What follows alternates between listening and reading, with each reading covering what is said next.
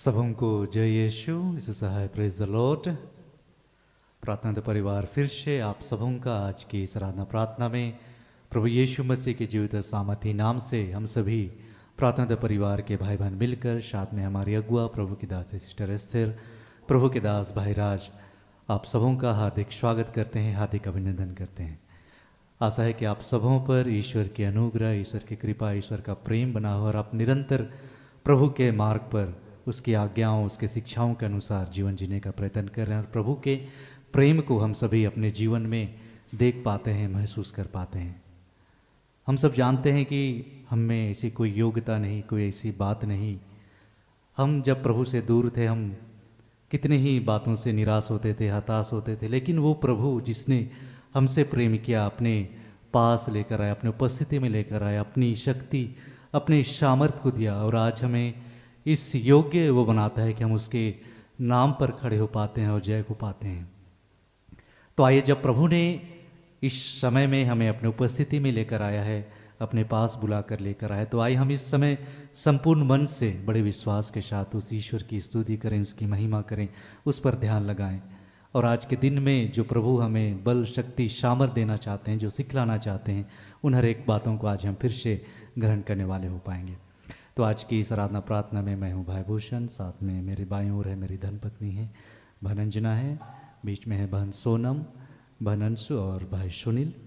आज की इस आराधना प्रार्थना में आरंभिक प्रार्थना करेंगी बहन सोनम, आराधना में अगुवाई करेंगे भाई सुनील और मैं, वचनों को पढ़ेंगे बहन अंजना और आज वचनों की उद्घोषणा और अंतिम विशेष आशीष की प्रार्थना होगी प्रभु के दास भाई राज के माध्यम से। तो आइए हम सभी बड़े विश्वास के साथ इस प्रार्थना में सम्मिलित होते हैं, हम सभी एक दूसरे के लिए प्रार्थना करें और प्रभु के भक्ति में हम लीन हो जाएं। आइए हम इस आराधना प्रार्थना में आगे बढ़ें। आइए हम प्रार्थना में आगे जाएंगे, अपने स्थानों में खड़े हो जाएंगे और इस पल में हम ईश्वर से जुड़ने का प्रयास करेंगे।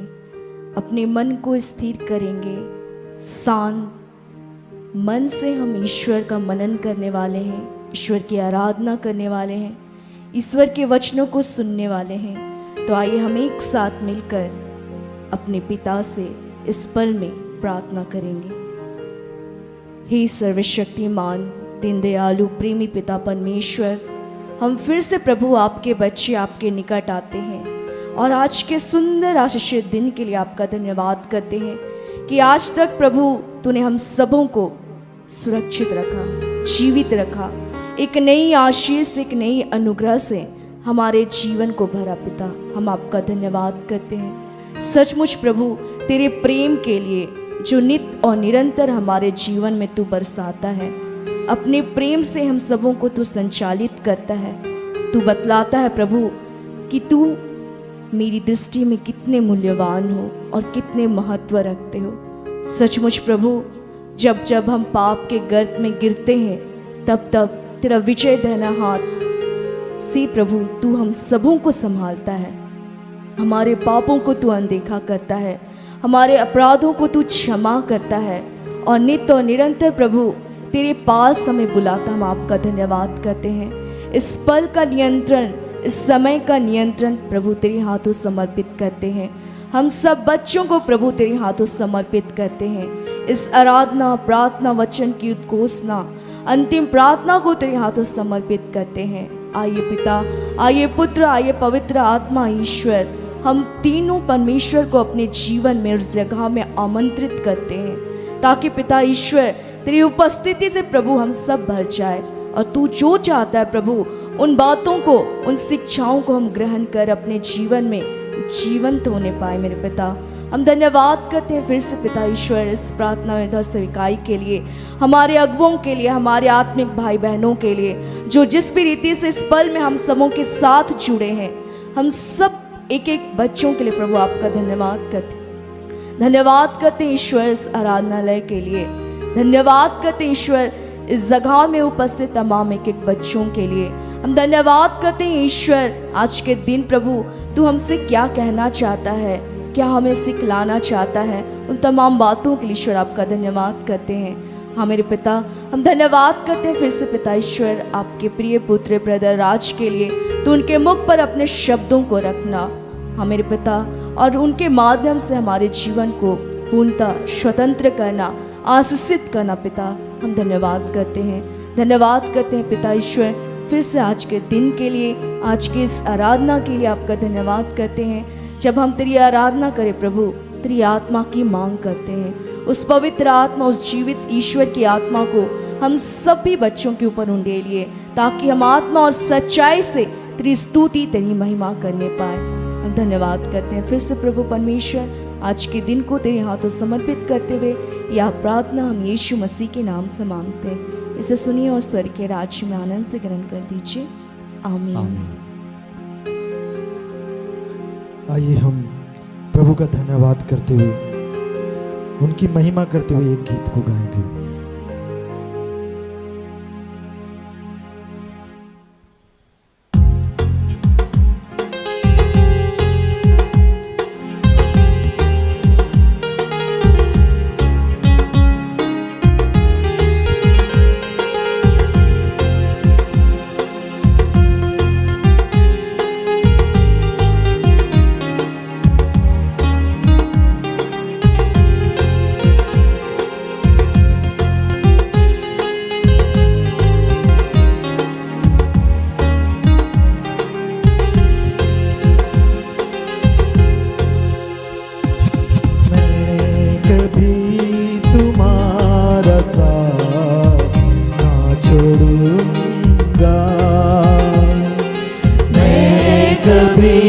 तुम्हारा साथ ना छोड़ूंगा, मैं कभी तुम्हारा साथ ना छोड़ूंगा, मैं कभी तुम्हारा साथ ना छोड़ूंगा। दुनिया के अंतिम क्षणों तक साथ रहूंगा, दुनिया के अंतिम क्षणों तक साथ रहूंगा, आंधी हो चाहे तूफान संग चलूंगा, आंधी हो चाहे तूफान संग चलूंगा, मैं कभी तुम्हारा साथ ना छोड़ूंगा, मैं कभी तुम्हारा साथ ना छोड़ूंगा।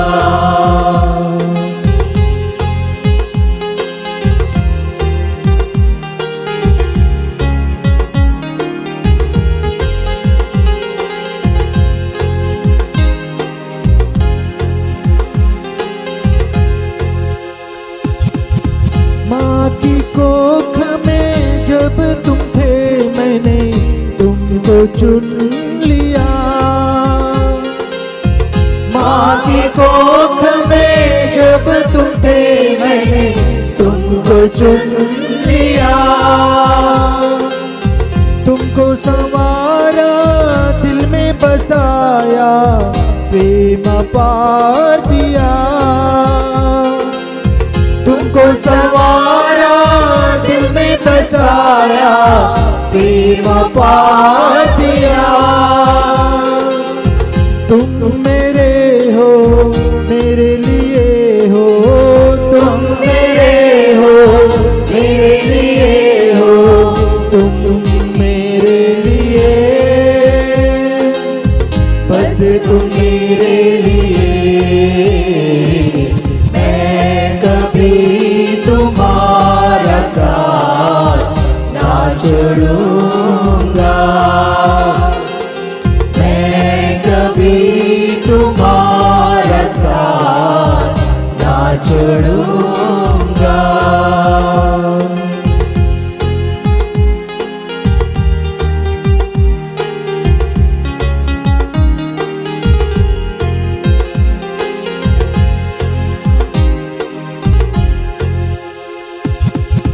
जीवन मैंने तुम्हारा दिया कुर्बान। जीवन मैंने तुम्हारे खातिर कर दिया कुर्बान। जीवन तुम्हारा प्रेम मेरा क्रूस पे बलिदान।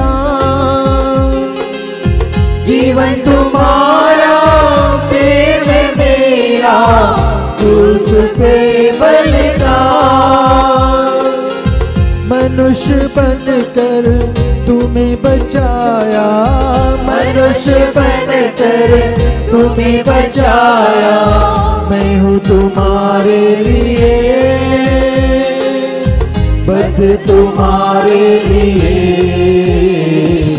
मैं कभी तुम्हारा साथ ना छोड़ूंगा।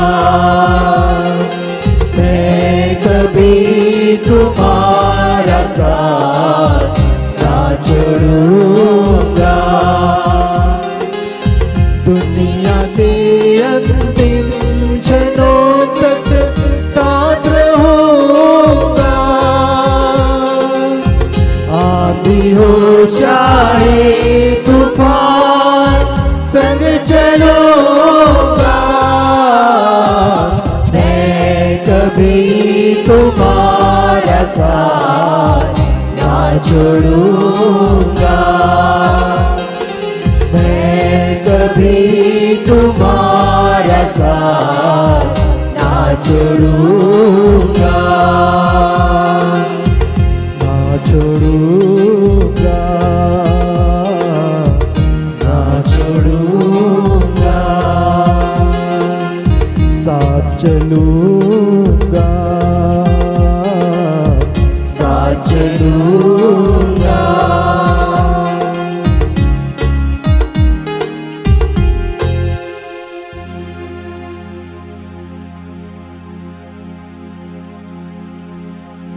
आइए हम प्रभु की महिमा के लिए रखी तो बातें।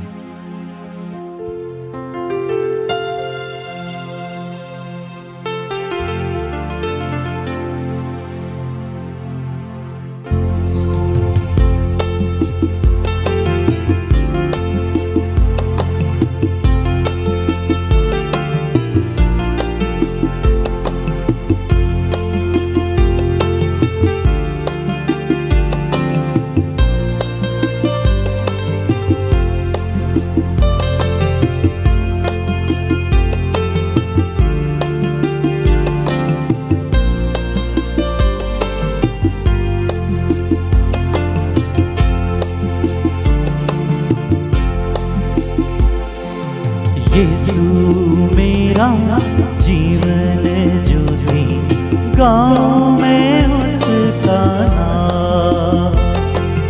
यीशु मेरा जीवन ज्योति, गाँव में उसका नाम। यीशु मेरा तारनहारा, गाँव में उसका नाम। यीशु मेरा तारनहारा, गाँव में उसका नाम। यीशु मेरा जीवन ज्योति, गाँव में उसका नाम। यीशु मेरा जीवन ज्योति, गाँव में उसका नाम। यीशु मेरा तारनहारा, गाँव में उसका नाम। यीशु मेरा तारनहारा, गाँव में उसका नाम।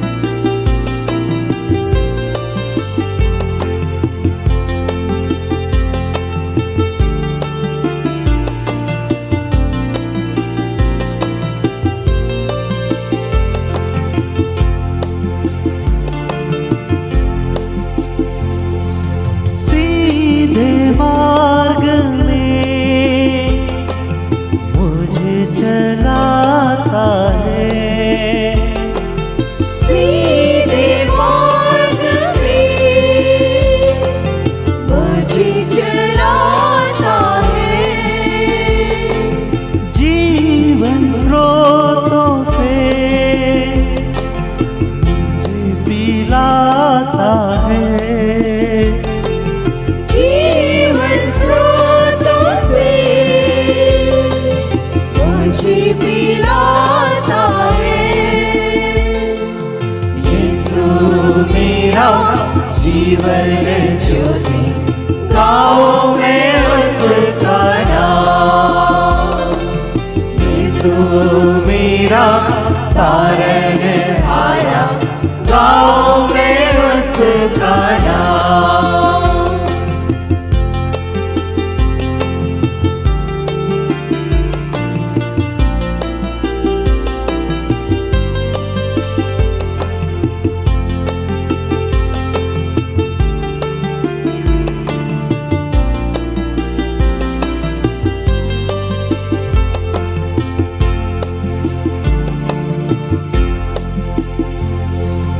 अपनी शक्ति से मुझे भर देता है। अपनी शक्ति से मुझे भर देता है। अपनी बाहों में मुझे उठाता है।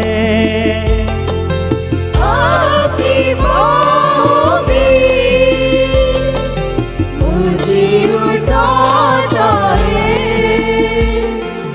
यीशु मेरा जीवन ज्योति, गाऊं मैं उसका नाम। यीशु मेरा तारनहारा, गाऊं मैं उसका नाम। यीशु मेरा जीवन ज्योति, गाऊं मैं उसका नाम। यीशु मेरा जीवन ज्योति, गाऊं मैं उसका नाम। गाऊं मैं उसका नाम। गाऊं मैं उसका नाम। गाऊं मैं उसका नाम। गाऊं मैं उसका नाम।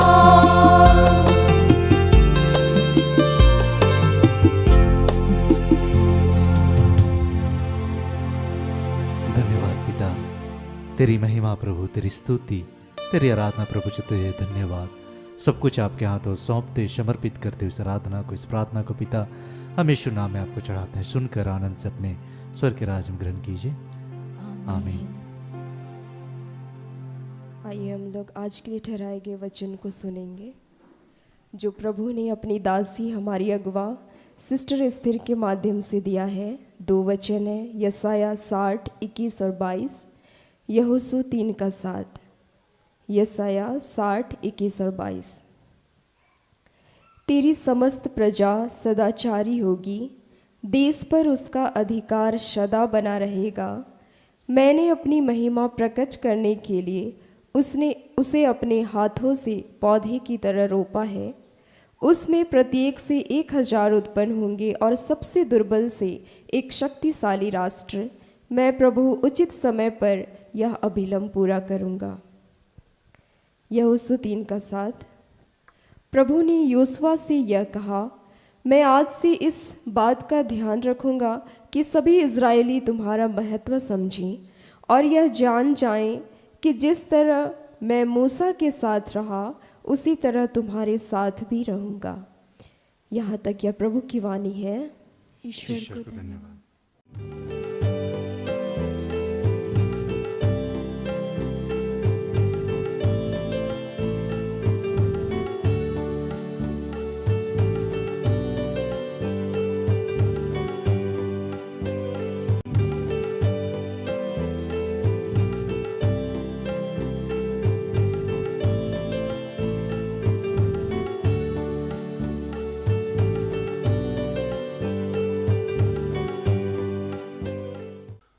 सबों को जय यीशु।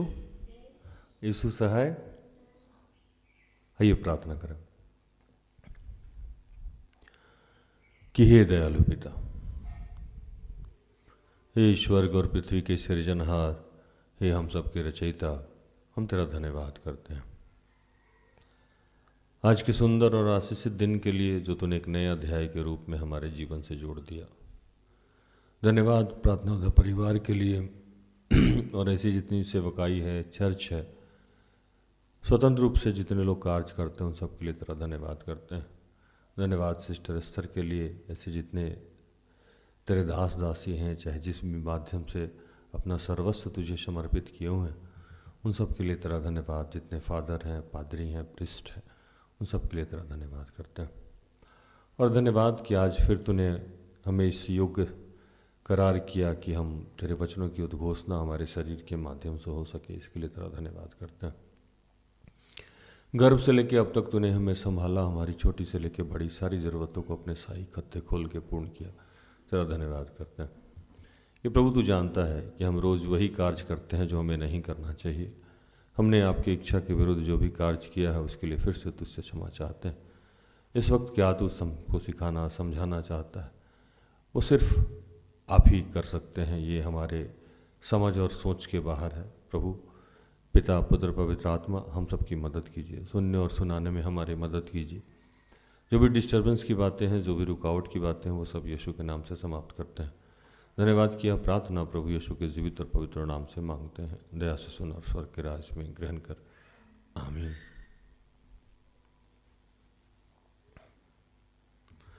आज जो वचन मिला हम लोगों को, वो दो वचन मिला। एक पहला मिला यशाया 60:21 और 22, दूसरा यहोशू 3:7।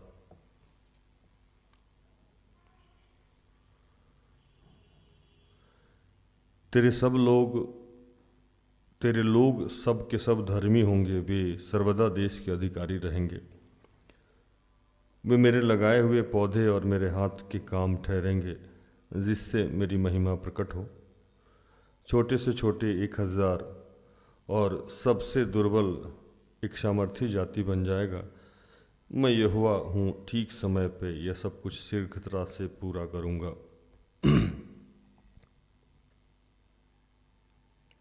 तब यहोवा ने यहोशू से कहा, आज के दिन मैं सब इस्राएलियों के सम्मुख तेरी प्रशंसा करना आरंभ करूँगा, जिससे वो जान ले कि जैसा मैं मूसा के संग रहता था वैसा ही तेरे संग रहूँगा।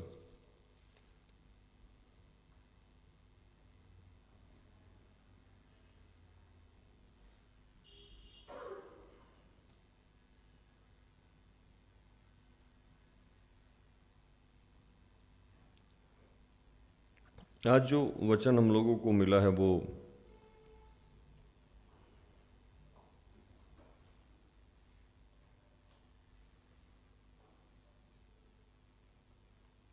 हम सब के जीवन की एक बात को दर्शाता है कि हम सब कहीं ना कहीं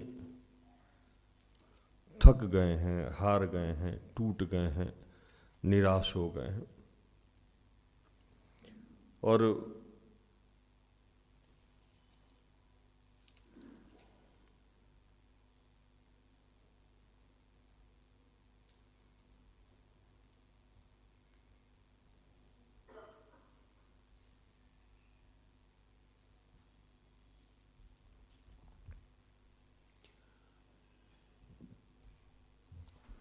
जब हम गिरने और थकने लगते हैं, टूटने लगते हैं, तो हम सबको एक बात याद रखना चाहिए कि प्रभु जो पृथ्वी पे यीशु को भेजे तो उनका एक ही उद्देश्य था। बाइबल लिखता है कि वो निरोगी का मतलब जो गरीब है, जो लाचार है, जो बेसहारा है, जो अनाथ है, जो विधवा है, उनका परमेश्वर है। वो अच्छे लोगों के लिए पृथ्वी पे यीशु को नहीं भेजा, क्योंकि अच्छे लोगों को तो वैसे ही ईश्वर का सानिध्य है, साथ है, सहारा है। तो जो बुरे लोग हैं उनका मध्यस्थ करने के लिए यीशु को भेजा गया। कल हम एक वचन पढ़ रहे थे जिसमें लिखा हुआ है 1 कुरिन्थ 15:57, जो हमारे यहाँ का कल सामूहिक वचन था। 15:57 ही था ना, पढ़िए।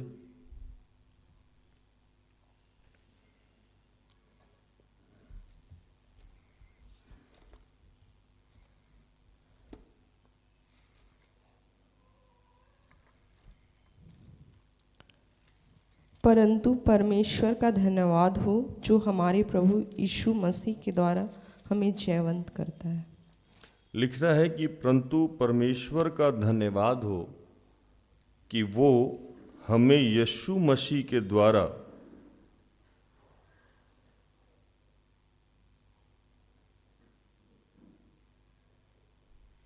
जयवंत करता है। किसके द्वारा जयवंत करता है? यीशु मसीह के द्वारा। कभी आप ये सोच के देखे हैं कि अगर यीशु मसीह के नहीं रहते तो हम सब की क्या स्थिति रहती? जैसे कई बार मैं जब नया नया प्रचार शुरू कर रहा था तो यूथ क्लास में मैं बच्चों को ये समझाता भी था कि यीशु मसीह ईश्वर के दाहिने बैठे हुए हैं। पिता ईश्वर एक अद्भुत व्यक्तित्व तो नहीं कह सकते हैं, मतलब उनका जीने का एक अलग तरीका है, गरिमा है ईश्वर, और ये उन पे शोभा भी देता है कि वो इठलाएं, ईश्वर है ना। एक छोटी सी उदाहरण मैं दूं फिर मैं आगे बढ़ूं। डीजीएस दिनाकरण साहब जो हमारे बहुत आदरणीय हैं, उनका मैं काफ़ी सारा पुस्तक पढ़ता रहता हूं। तो एक जगह वो लिखे कि एक बार प्रार्थना के दरमियान वो स्वर्ग चले गए। ये कई बार गए हैं, हालांकि ये बिलीव की बात है, जो नहीं मानेगा उसके लिए ये कहानी किस्सा है। तो मेरा मानना है कि पूरा बाइबल ही बिलीव की बात है ना। अगर नहीं मानिए तो माना तो देव, नहीं तो पत्थर, सब कुछ मानने पे। बाइबल वैसे भी लिखता है कि अगर आप नहीं माने तो ये आपके लिए कहानी किस्सा है, अगर आप मान गए तो जीवंत है, जीवित वचन है। तो दिनकरण साहब लिखते हैं कि वो पहुंच गए, तो पहुंचे तो एक आकार दिख रहा था जो सिंहासन पे बैठा था। आकार मतलब छाया दिख रहा था, उसका फ्रंट साइड नहीं दिख रहा था, लेकिन इनको ऐसा महसूस हो रहा था कि उस सिंहासन पे कोई बैठा हुआ है जो पूरा कॉन्फिडेंस के साथ, अकड़ के साथ, गरिमा के साथ बैठा हुआ है। और वो दिनकरण साहब से पूछने लगा कि बोलो क्या चाहिए तुमको। तो हम सब लोगों की एक फितरत है, जब भी हम लोग को पूछा जाएगा तो जो आत्मिक नहीं है वो नौकरी मांग लेंगे, है ना,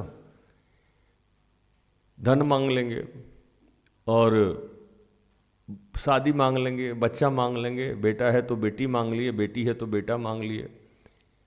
अब कुछ लोग है जो मोटा होने का भी मांग लेता है, ये मोटा कर दो। कुछ लोग है गोरा भी करने के लिए मांगता है प्रभु से। हर आदमी का अपना अपना तरीका है। किसी के पास साइकिल है तो स्कूटी मांग लिया, स्कूटी है तो कार मांग लिया। अब जिसके पास कार है, जैसे आजकल मेरे दिमाग में चलता है कि डिफेंडर खरीदेंगे, तो वो, लेकिन हम लोग प्रभु से कार नहीं मांगते हैं, दिमाग में चल रहा है ना। लेकिन कार थोड़ी मांगेंगे प्रार्थना में, हे प्रभु डिफेंडर दे दे, हे प्रभु रॉयल रेंजर दे दे, ऐसा थोड़ी प्रार्थना करेंगे हम। तो हर आदमी का तरीका है, कुछ ना कुछ मांगते रहता है। अब उसमें जो थोड़े आत्मिक हैं उनसे पूछिएगा क्या चाहिए, तो पवित्र आत्मा चाहिए, प्रज्ञा चाहिए, बुद्धि चाहिए।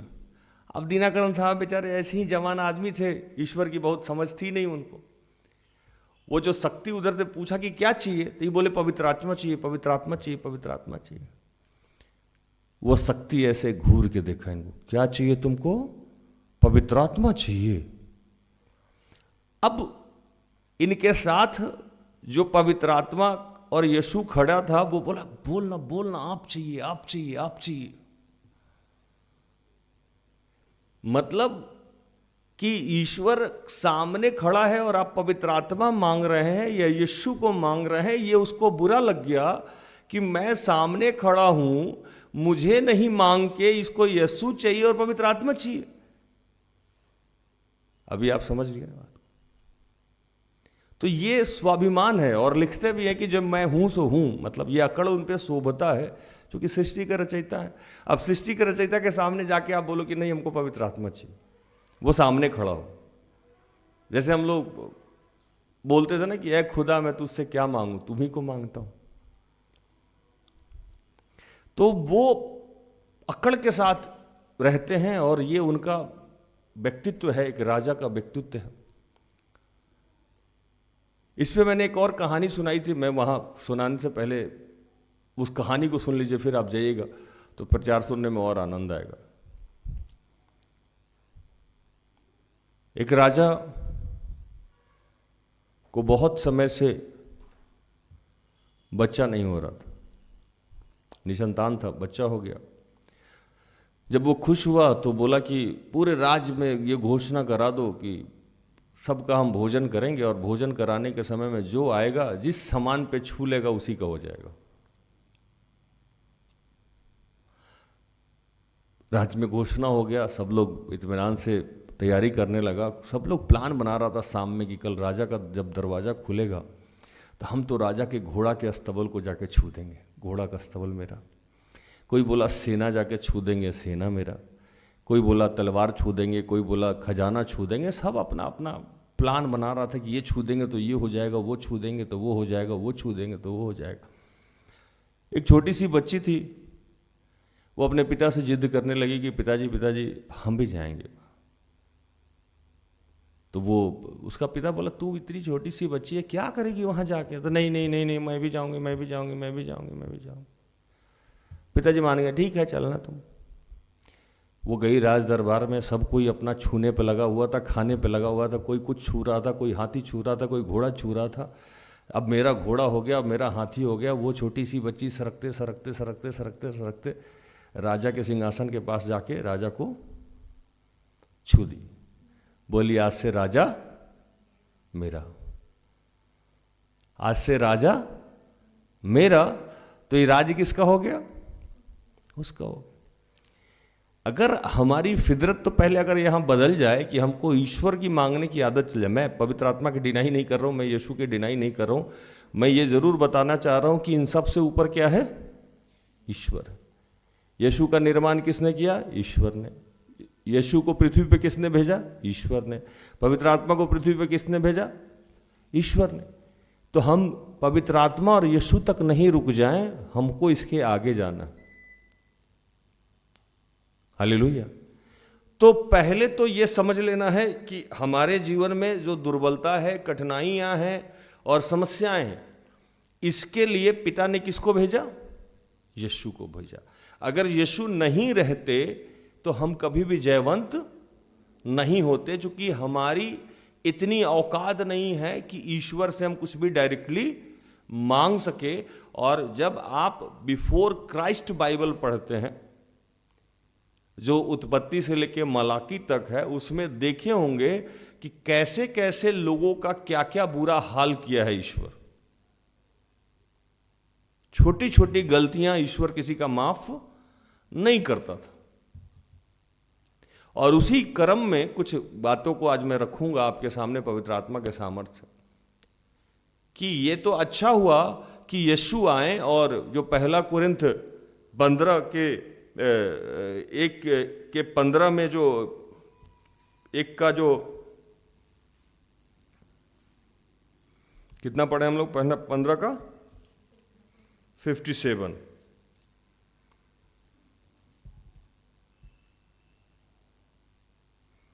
कि परंतु परमेश्वर का धन्यवाद हो जो हमारे प्रभु यीशु मसीह के द्वारा हमें जयवंत करता है। किसके द्वारा जयवंत करता है? यीशु के द्वारा। अगर यीशु नहीं होता तो हम किसी भी चीज पे जयवंत नहीं होते। मध्यस्थ करने वाला। तो मैं यूथ क्लास में सुनाता था कि यीशु दाहिने बैठे हुए हैं और ईश्वर सिंहासन पर बैठे हुए हैं।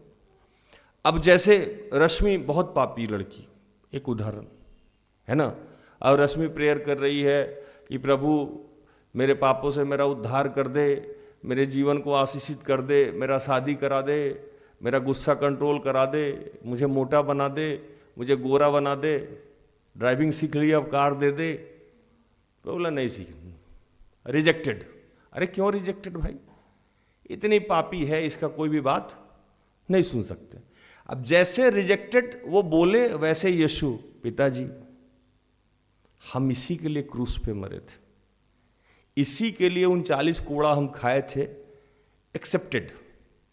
अब जहां यीशु बोले कि ये भैया इसी के पापा इसी के लिए तो हम सब किए, तो जैसे इसका प्रार्थना जो रिजेक्ट होने वाला था वो क्या हो गया? एक्सेप्ट। यीशु का बस इतना छोटा सा काम है। छोटा ही है ना ये? नहीं, ये बहुत बड़ा काम है, क्योंकि डायरेक्टली आप कोई भी प्रेयर उससे मांग नहीं सकते हैं। इसलिए नहीं मांग सकते हैं कि आपने जो इतना पाप कर लिया है उसकी माफी ईश्वर कभी भी विदाउट यीशु दे ही नहीं सकता है। इसीलिए शायद बलि की प्रथा थी कि पहले आप पनिशमेंट भोगिए, दंड भोगिए, उम्र कैद की सजा काटिए, चाहे ये काटिए, मतलब कुछ ना कुछ भुगतना है, उसके बदले में कुछ ना कुछ करना है। इसीलिए बाइबल एक जगह लिखा कि जब तक आप कौड़ी कौड़ी दमड़ी दमड़ी चुका ना दे तब तक आपका कल्याण नहीं हो सकता है। लेकिन यीशु जब आया तो यीशु यही काम कर दिया कि हमारे सारे पापों के लिए, हमारे सारे कामों के लिए वो खुद ही वो भुगता। 3-3.5 साल में जब यीशु रहे यहाँ, तो वो जो कुछ यहाँ सहन किए उसने वैसा कोई काम नहीं किया था। भूखे रहे हमारी वजह से, मार पड़ी हमारी वजह से, क्योंकि पाप शुरू हुआ किसी आदमी के द्वारा। किसके द्वारा? आदमी के द्वारा। वो आदमी कौन था? आदम और हव्वा। महिला के द्वारा पाप प्रवेश किया और आदम ने पाप किया, और पाप की समाप्ति के लिए भी किसी इंसान की जरूरत थी, इसीलिए यीशु को सशरीर पृथ्वी पे भेजा गया। अब जितने भी लोग ये समझते हैं कि हमारे जीवन में कल्याण नहीं हो सकता है, उसके लिए बाइबल एक वचन लिखा है, अगर आप इस बात पे यकीन नहीं करते हैं कि यीशु के द्वारा आपका उद्धार हो सकता है, तो सिर्फ सब बकवास है। 1 कुरिन्थ 15:14, 13 और 14 पढ़िए। यदि मरे हुओं का पुनरुत्थान है ही नहीं तो मसीह भी नहीं जी उठा, और यदि मसीह नहीं जी उठा तो हमारा प्रचार करना भी व्यर्थ है और तुम्हारा विश्वास भी व्यर्थ है। मतलब सब कुछ व्यर्थ ही व्यर्थ है। मतलब हम झूठ मूठ यहाँ के बकवास कर रहे हैं और आप लोग झूठ मूठ टाइम खराब करते हैं रोज शाम में यहाँ, या रोज अभी भी, कि अगर आप मानते नहीं हैं कि पुनरुत्थान हुआ यीशु का, तो आपका भी पुनरुत्थान नहीं होगा। मतलब पुनरुत्थान 2 तरीका से होता है। एक, हमारा मरने, हम सब जब मरते हैं तो हमारा पुनरुत्थान होता है ना। और दूसरा, जब हम यहां पाप में पड़े हुए हैं तब भी हमारा पुनरुत्थान, फिर से उत्थान हुआ। हमारे पुराने शरीर को, पुराने जीवन को, पुराने सोच को, पुराने व्यवहार को निकाल के हमारा क्या हुआ? एक नया जन्म हुआ। तो पुनरुत्थान ही हुआ ना। तो पृथ्वी पे भी हमारा पुनरुत्थान हुआ है ना, और मरने के बाद भी हमारा पुनरुत्थान हुआ। लेकिन ये पुनरुत्थान कब होगा? जब यीशु के ही पुनरुत्थान पे आपको यकीन नहीं है, तो ये तो हम अपना कैसे करेंगे?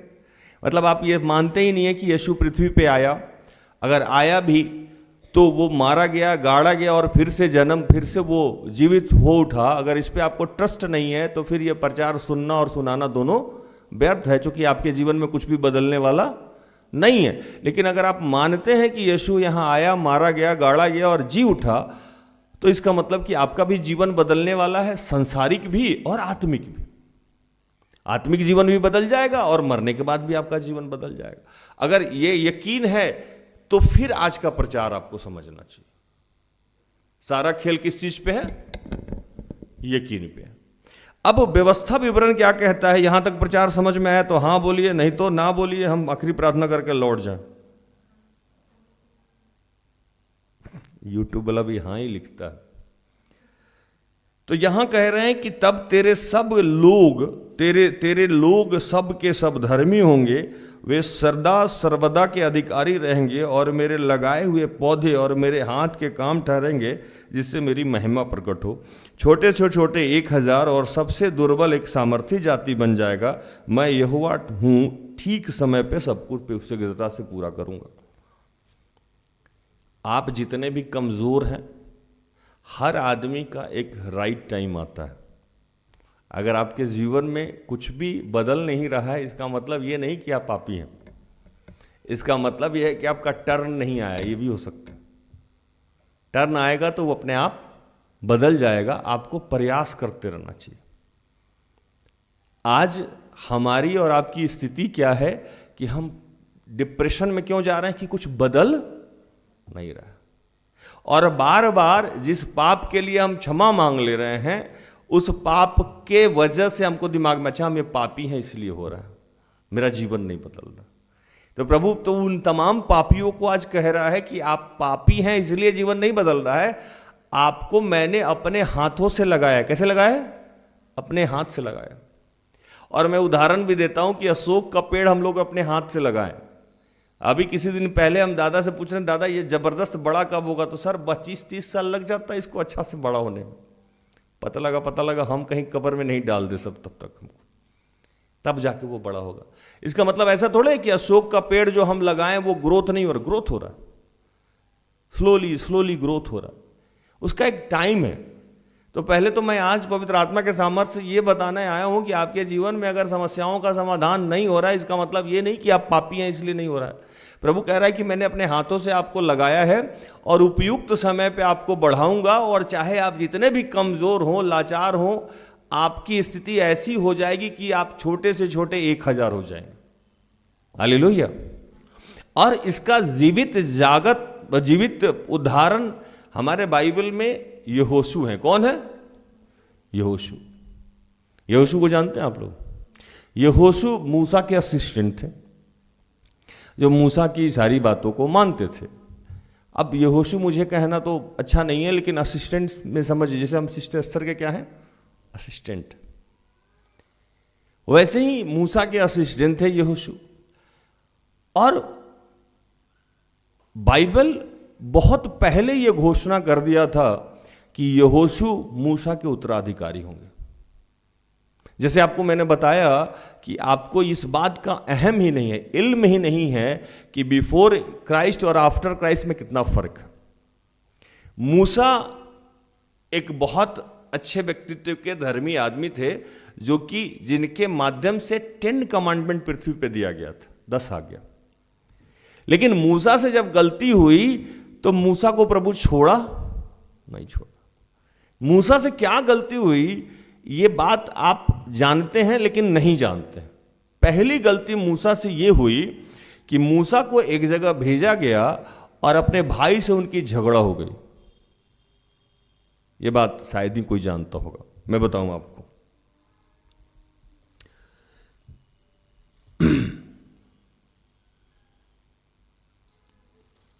मूसा एक जगह पे खड़े थे, उनको प्रभु ने कहा कि यहां से जाओ, और कुछ काम दिया गया और मूसा वहां पढ़िए गिनती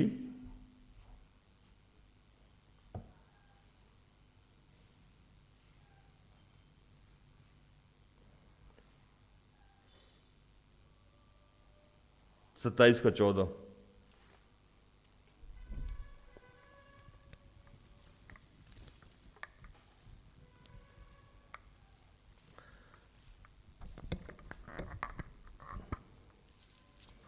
गिनती 27 का 14 में पढ़ता हूं।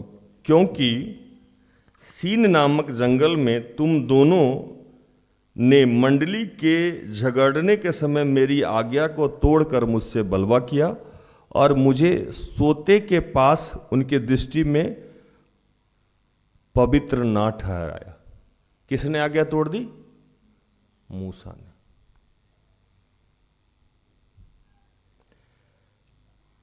और वहीं एक घोषणा प्रभु कर दिया। सोचिए सेवकाई कितना टफ काम होता अगर यीशु नहीं रोता। हम जैसे पापी के लिए जो दिन भर गुस्सा करते रहते हैं, यहां बैठो वहां बैठो ऐसे चले जाओ, अगर यीशु नहीं रहता तो मेरा तो पत्ता ही कट जाता। समझ के देखिए, है ना। मूसा जैसा आदमी का पत्ता काट दिया प्रभु, और कहता है 15 में 14-15 खुल लिया, 14 और 15 दोनों पढ़ी। क्योंकि सीन नामक जंगल में तुम दोनों ने मंडली के झगड़ने के समय मेरी आज्ञा को तोड़कर मुझसे बलवा किया और मुझे सोते के पास उनकी दृष्टि में पवित्र नहीं ठहराया। यह मरीबा नामक सोता है जो सीन नामक जंगल के कादेश में है। मूसा ने यहोवा से कहा, 16 हाँ पढ़ी। यहोवा जो सारे प्राणियों की आत्माओं का परमेश्वर है, वह इस मंडली के लोगों के ऊपर किसी पुरुष को नियुक्त कर दे।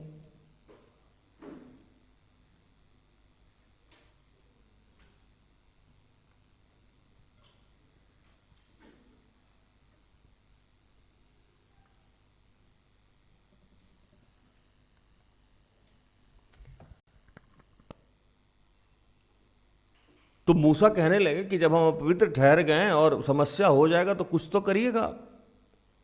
तो वहीं एक घोषणा की गई, बड़ी आगे का वचन 18। यहोवा ने मूसा से कहा, तू नून के पुत्र यहोशू को लेकर उस पर हाथ रख, वह ऐसा पुरुष है जिसमें मेरी आत्मा बसा है। अब बताइए, ये घोषणा बहुत पहले हो गया। मूसा मरे कब? तो 120 साल की उम्र में मरे, और ये 30-40 साल पहले घोषणा हो गई कि मूसा को रिप्रेजेंट कौन करेगा? यहोशू करेगा। लेकिन इतने साल तक यहोशू मूसा के दास बने रहे। टाइम, पानी पिलाना, चाय पिलाना, इधर मत जाओ उधर मत जाओ, वैसे नहीं। अब मान लीजिए यहोशू डिप्रेशन में चला जाता, ये बात यहोशू को पता भी नहीं था कि हम उसके उत्तराधिकारी, क्योंकि मूसा ये बात उनको बताए नहीं थे। अगर इतने सालों में अगर वो डिप्रेशन में चला गया था, मेरे नौकरी नहीं हो रहा है, जैसे आजकल का बच्चा लोग मिनट मिनट पर डिप्रेशन में जाता है। आजकल तो जो डिप्रेशन में जाता है उसमें मुझे हंसी आती है। हंसी इसलिए आती है कि उसका ट्रस्ट ही नहीं है। जितना समस्या हम लोग झेलते हैं अपने लाइफ में, उतना अगर सामने वाला देख ले तो सुसाइड मार ले। रोज टॉर्चर होते हैं, लेकिन टॉर्चर होने के बाद हम लोग रुके इसलिए रहते हैं क्योंकि हम लोग को पता है कि परमेश्वर का धन्यवाद हो कि यीशु मसीह के द्वारा हम क्या हो जाते हैं? जयवंत हो जाते हैं। और लाइफ का एक सर्किल है, सुख और दुख आना ही है। एक बच्चा बहुत प्रभु का भक्त था, ईश्वर का, भगवान का भक्त था, और उसके लाइफ में ना कुछ भी अच्छा नहीं हो रहा था। तो उसके फ्रेंड भी उसको जाकर चिढ़ाते रहते थे कि ये तुम इतना भक्ति भक्ति करता है, तुम्हारे लाइफ में तो कोई चेंजेस हो ही नहीं रहा है, क्यों ऐसा कर रहा है? इतने साल से तुम लगा हुआ है, कुछ होता तो है नहीं। तो एक छोटा सा नौकरी कहीं पकड़े हुआ था, कुछ हुआ तो नौकरी से भी उसको निकाल दिया सर। अब उस रात में बिना खाए पिए बैठ गया, वो बोला आज भगवान जी दर्शन दीजिए तभी हम मानेंगे, नहीं तो बताइए कि मेरे लाइफ का सॉल्यूशन क्या है। हम तो थक गए हैं, पूरा दुनिया ऐश कर रहा है, मेरे ही जीवन में समस्या है। खूब करने के बाद भगवान जी प्रकट हो गए उसको सपने में, है ना। और भगवान जी प्रकट होकर सपने में कहने लगे कि ठीक है, अब देखो ये सर्किल है, राही मनमा दुख की चिंता क्यों सताता है, दुख तो अपना साथी, सुख है कि छाँव सी ढलती आती है और जाती है, दुख तो अपना साथी। बाइबल भी ये लिखा कि अगर आप यीशु मसीह के पीछे चलना चाहें तो दुख उठाने के लिए तैयार हो जाए, क्योंकि हम सारा दिन सुख के चक्कर में डिप्रेशन में चले जाते हैं। तो ईश्वर उसको समझा रहे थे, भगवान उसको समझा रहे थे कि भैया ऐसी सी बात है, दुख सुख तो लगा रहेगा, चैनल है, तुम वेट करो, ये समस्याएं खत्म हो जाएगी। लेकिन जब समस्याएं खत्म होगी तो ऐसा नहीं है कि उस समय समस्याएं नहीं रहेगी। समझिएगा इस बात को। आप लाइफ के किसी मूवमेंट में ये सोच रहे हैं कि समस्या नहीं रहे, तो आप दुनिया के सबसे बड़े बेवकूफ आदमी हैं। दुख आपका पीछा कभी भी छोड़ नहीं सकता, कुछ ना कुछ आपके साथ लगा ही रहेगा। आजकल मेरे शरीर में कहां कब क्या दर्द हो जाए हमको खुद ही पता नहीं है। कभी बैक पेन, कभी कमर पेन, कभी कल एड़ी में दर्द हो रहा था रात में मैं सो नहीं पाता हूं। 11 बजे 12 बजे घर पहुंचता हूं, उसके बाद भी सो नहीं पाता। क्या हुआ?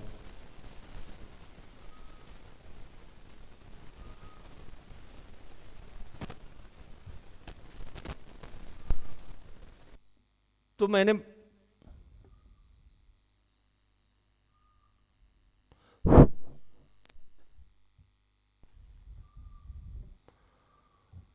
मैंने ये मान लिया है कि मेरे जीवन में समस्याएं हमेशा रहेगी। पहले तो हमारे दुखों का कारण हमारी अपेक्षाएं हैं। हमको लगता है कि सामने वाला बेटर है, दूसरे का थाली का खाना बहुत सुंदर लगता है और दूसरी की बीबी भी बड़ा सुंदर लगती है। और आजकल एक नया फैशन चला हुआ है, बच्चों को दूसरे का माँ बाप भी बहुत अच्छा लगता है, अपनी मम्मी ठीक नहीं लगती है। आंटी, अंशु आंटी तो बहुत प्यारी हैं, बेटा जाके देखो उनके साथ, 2 रात रहोगे फिर पता लगेगा अंशु आंटी अच्छी है कि साक्षी मम्मी अच्छी है। ये बच्चे भी सोचते हैं। दूर का ढोल सुहावन लगता है। क्यों कहावत है कि दूर पे जो साउंड आता है बड़ी मधुर है, सामने अगर आपके कान के आगे आके ढोल बजाने लगे तो 5 मिनट में आप इरिटेट हो जाइएगा, अरे बंद करो यार, चदरा फट रहा है। तो भगवान जी उसको समझाने लगे कि देखो किसी भी अवस्था में दुख तुम्हारे साथ रहेगा, तुम समझते नहीं, ये सर्किल है कि दुख तो जाएगा नहीं। अब मान लीजिए आप 2 करोड़ के घर में रहते हो और सीलिंग हो जाए, सीलिंग समझते ना, पानी टप टप छत से चूहे, और झोपड़ी में रहते हैं वहां भी पानी चूता है, तो झोपड़ी वाला तो कहता होगा भगवान जी कब मेरा महल बनेगा कि मेरा पानी चूना बंद होगा। अरे भैया महल वाले से भी जाके देखो, उसका भी छत चूता है। क्या भाभी जी, छत तो सबका चूता है। हम लोग इतना काम किए हैं तब भी हम लोग को बीच बीच में यहां काम कराते रहना पड़ा। मैं सिस्टर एस्टर से जब से मिला, शायद ही कभी वो मुझे स्वस्थ मिली होंगी। जो पूरे दुनिया के लिए प्रार्थना करता है उसकी बीमारी समाप्त होती है, वो हमेशा परेशानी में रहती है। इधर थोड़ा स्वस्थ क्या रहना शरीर शुरू की कि उनका सारा बीमारी हमको होने लगा। वो रेस्ट जोन में प्रभु मेरा टेक ऑफ कर दिया। अब मुस्कुराती रहती है कि मेरा वाला आपके तरफ चला गया। मैंने कहा वो अभिषेक भी भेज देना था, सिर्फ दर्द ही भेजी। तो भगवान जी उसको कहने लगे भाई तू मान सब ठीक हो जाएगा, लेकिन ठीक होने के बाद भी कुछ रह जाएगा। परफेक्ट 100% कुछ भी यहां नहीं होता है किसी के लाइफ। और डिप्रेशन में वो है जो 100% ठीक करना चाहता है। कभी भी 100% आपका लाइफ ठीक नहीं होगा। हाँ बेहतर होते जाएगा, लेकिन जब बेहतर होगा तो भी समस्या में रहिएगा। लाइक आप लोगों को याद होगा कि एक समय था जो हम लोग 50 पैसा, 1 रुपया, 2 रुपया समोसा खाने के लिए टेंशन में रहते थे। अरे कहीं से मिल जाता। अब सब्जी लाने गए, मार्केटिंग करने गए, तो उसमें से 2 रुपया कैसे बच जाए, 1 रुपया कैसे बच जाए, है ना। एक आदमी के पापा जी आए, बोलने लगे कि मेरी बेटी को 8,000 रुपया मिलता है स्कॉलरशिप। मैंने कहा क्या करती है वो? तो दोनों भाई बहन चिप्स में और फास्ट फूड खा जाता है, पैसा तो हम ही से लेती। मैंने कहा ठीक। अब 8,000 रुपये का कोई बच्चा चिप्स फास्ट फूड खा जाता हो, दोनों भाई बहन मिल के, तो वो बोलने लगे पैसा तो हम ही देते हैं, बाकी उसका रेंट हॉस्टल फी। हम कहें ठीक करते हैं, अच्छा है, जी लेने दीजिए उसको। तो वो समय था जब हम लोग 8 रुपया सोचते थे, और अब ये समय है कि 8,000 रुपया हम लोग खर्चा करते हैं, लेकिन फिर भी हमको लगता है कि 8,000 में कुछ होने वाला नहीं है। और यकीन मानिए कि जब उस बच्ची को 80,000 रुपया भी मिलेगा, हमारे सामने अभी एक बच्ची बैठी हुई है जिसको 1 लाख रुपया तनख्वाह मिलता है, पैसा कितना है तो पता नहीं, खर्च जाता कहाँ है तो पता नहीं। यहाँ जितने बैंक मैनेजर आते हैं उनकी सैलरी 1 लाख, 1.25 लाख, 2 लाख रुपया है। किसी के पास पूछिए कि पैसा है तो वो रोता रहता है। जब 2 रुपया था तब भी वो रो रहा था, जब 20,000 रुपया है तब भी रो रहा है, जब 2 लाख रुपया है तब भी रो रहा है। दुख समाप्त हुआ उसका। सुखी रहना एक प्रवृत्ति है, सुकून से रहना एक नेचर है। जो सुकून से रहना है वो मड़ई में भी सुकून से रहेगा, और जो सुकून से नहीं रहना चाहता है वो स्वर्ग में भी जाएगा तो उसको तकलीफ होगा। भगवान जी यही बात उस लड़का को समझा रहे थे कि देख कोई समस्या नहीं है, राइट टाइम पे तुम्हारा सब कुछ ठीक हो जाएगा। तू कोई पापी आदमी नहीं है, और जो तू पूजा प्रार्थना करता है, प्रेयर करता है, इसका प्रतिफल भी तुमको मिल रहा है, ये तुमको दिख नहीं रहा है। लाइक जैसे किसी बीज को अगर जमीन के नीचे लगा दें तो वो बढ़ रहा है, लेकिन आपको दिख रहा है। टाइम लगता है ना अंकुर को बाहर में, आपको तो दिख नहीं रहा है। अब आप परेशान हैं, कुछ हो ही नहीं रहा है, कुछ हो ही नहीं रहा है, कुछ हो ही नहीं रहा है। एक दिन गुस्सा में जाकर उसको रौंद दीजिए, वो बीज मर जाएगा कि जिंदा रहेगा? लेकिन वो तो काम कर रहा था, काम कर रहा था। वही हमारा लाइफ है। भगवान जी उसको समझा रहे थे, नहीं माना वो बच्चा, तो वो बोले कि ठीक है एक काम कर, तुम्हारा जितना तकलीफ है वो सबको एक जगह लिख और पोटली जाके एक बरगद का पेड़ पे लटका दे, तुम्हारा दुख गायब हो जाएगा। लेकिन कंडीशन एक रहेगा, T&C अप्लाई, कि कोई एक पोटली दूसरे का लेके आना होगा, क्योंकि सर्किल है। कुछ तो एक रहेगा तुम्हारे लाइफ में ना, तो तू अपना सारा लिख ले दुख और सब डाल दे, और जैसे तू वहां पेड़ पे लिखेगा वो सब चीज तुम्हारा रिकवर हो जाएगा। लेकिन किसी एक का पोटली वहां से तुमको लेके आना होगा। लड़का बोला डन। लड़का गया, अपना सब लिखा, शादी ब्याह नौकरी ये वो फलाना ठिकाना घर सब लिख के एक पोटली में डाल दिया। अब आने के समय टर्म एंड कंडीशन था कि एक पोटली खोलना है, निकाल के लाना है। अब जो सबसे छोटा पोटली था वो निकालने के चक्कर में गया, जैसे उसको हाथ लगाया तो सोचा कहीं ऐसा तो नहीं है कि इसमें मेरा शारीरिक बीमारी हो, छोड़ दिया, है ना। फिर बोला नहीं इससे छोटा वाला देखते हैं, तो उस छोटा में सोचा ऐसा नहीं तो मेरे मम्मी पापा में से कोई मर जाने वाला, फिर छोड़ दिया। अब जिस पोटली को हाथ लगाए कोई उसको दुख उसमें नजर आए। अब लास्टली वो चिल्लाने लगा कि भगवान जी आप फंसा दिए हमको, ये टर्म ठीक नहीं है। तो प्रभु बोला कि पृथ्वी पे रहने वाला कोई ऐसा आदमी नहीं है, चाहे जिस भी धर्म ग्रंथ में पढ़ लीजिए, राम आए तो उनको वनवास हो गया, भगवान थे। यीशु आए तो कूट कूट के मारा सब, यहां ईश्वर थे, है ना। मोहम्मद साहब का क्या हाल किया है सब पढ़ लीजिए। किसी भी धर्म में किसी को कोई छोड़ा नहीं है।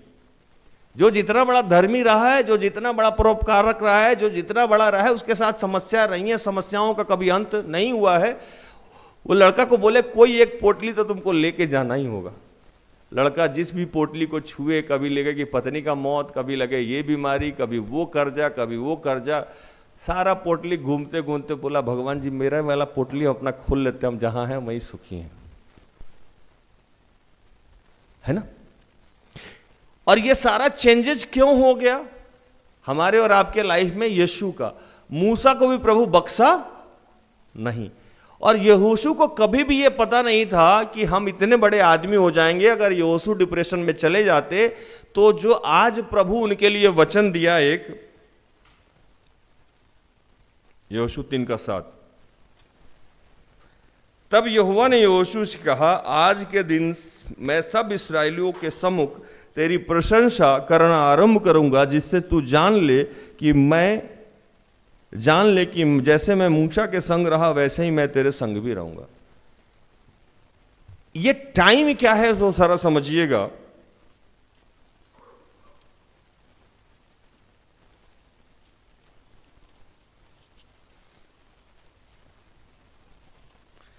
व्यवस्था विवरण 31 को पढ़िए, 31:2।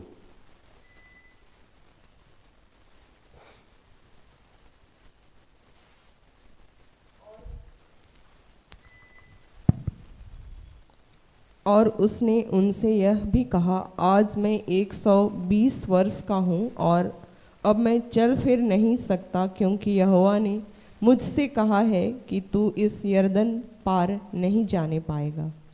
3 तेरे आगे पार जाने वाला तेरा परमेश्वर यहोवा ही है, वह उन जातियों को तेरे सामने से नष्ट करेगा और तू उनके देश का अधिकारी होगा, और यहोवा के वचन के अनुसार यहोशू तेरे आगे आगे पार जाएगा। अब सुन लीजिए, फाइनली हो गया कि अब मूसा मरने वाले हैं और वो आगे काम नहीं करेंगे। तो प्रभु वहां कहा कि एक तय है कि तुम आगे नहीं जाओगे। उस समय मूसा का एज क्या था? 120 वर्ष। और जब यहोशू के लिए घोषणा हुई थी उस समय मूसा का एज लगभग 80 साल या 90 साल था। यहोशू कितने दिन तक मूसा का असिस्टेंट रहा? लगभग 20 से 30 साल। और 30 साल के बाद उसको लीड करने का मौका मिला, है ना। वेट योर टर्न, अपने समय का इंतजार करना चाहिए। मुझे अभिषेक, कल भी मैं ये जुड़वा रहा था कोई बहन की आपकी उम्र कितने उम्र में मेरी आपकी शादी हो गई है, कुछ लोग यहाँ अजीब सा। तो मैंने कहा मेरी शादी वही कुछ आज से 17-18 साल पहले हुई है, वो ये जोड़ लीजिए। अभी मैं 30 का हूँ, उस समय 12-13 का होऊंगा, 30 का नहीं हूँ अभी। तो लगभग 25-26-27 साल में मेरी शादी हुई थी। और जब मेरा अभिषेक प्रभु ने किया उस समय 19 साल का था। 19 साल का मतलब 99-2000 के करीब में मैं 18-19 साल का था। और उस समय प्रभु ने मेरा अभिषेक किया किसी पास्टर के माध्यम से, विश्वास का दान मिला। 99 और 14 के बीच में कितना फर्क होता है दोस्तों? 15 साल मुझे लगा मेरे अपने वास्तविक जगह पे पहुंचने में। वास्तविक जगह मेरा क्या था? प्रार्थना उद्धार। 15 साल मुझे लगा मेरा संसारिक गुरु मिलने में, मेरा मूसा मुझे मिलने में 15 साल लग गया। उसके बाद सही तरीका से मुझे 16 से इस्तेमाल किया गया। अभी भी ढंग से बाइबल मुझे आता नहीं है, अभी भी तरीके से मैं प्रार्थना नहीं कर सकता हूं। अभी भी अगर सिस्टर एस्थर को मेरे लाइफ से हटा दिया जाए तो मेरा सर्वाइवल मुश्किल हो जाएगा। लेकिन सपना अभी भी मैं संजो के रखा हूं कि हम होंगे कामयाब एक दिन, मन में पूरा है विश्वास। डिप्रेशन में नहीं जाते हैं हम लोग, है ना। आधी उम्र मेरी जा चुकी है, अब कुछ दिनों में मैं 50 का हो जाऊंगा। लगता नहीं हूं, अलग बात है, लेकिन 50 का होने वाला हूं थोड़े ही दिनों में, और अभी तक सेटल नहीं हुआ हूं मैं। सेटलमेंट क्या होता है सांसारिक रूप से? नौकरी, अपना घर, अपना जमीन, अपना पेंशन, अपना बैंक बैलेंस, ये सब मेरे पास कुछ भी नहीं है।